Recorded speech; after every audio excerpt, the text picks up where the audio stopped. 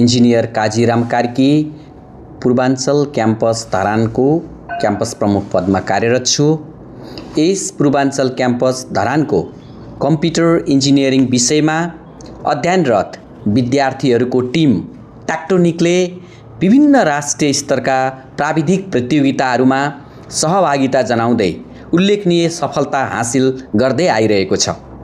विद्यार्थीहरूको innovative idea र कडा मेहनतको परिणामस्वरूप यो वर्ष नेपालकै प्रतिष्ठित प्रतियोगिता आइसिटी अवार्ड 2025 मा उनीहरूको project Mind Bridge AI powered applications for dyslexic लर्नर्सले राइजिङ स्टार इनोभेसन्स क्याटेगोरीमा टप 5 फाइनलिस्ट बन्न सफल भएको छ। अब अन्तिम चरणमा पब्लिक भोटिङ अत्यन्त महत्त्वपूर्ण बन्न गइरहेको छ।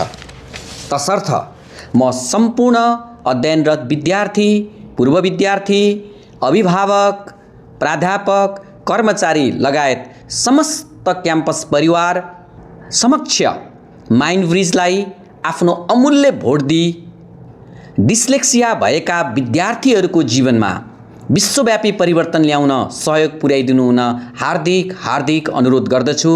तपाईहरूको एक भोटले निर्णायक भूमिका खेल्नेछ। धन्यवाद।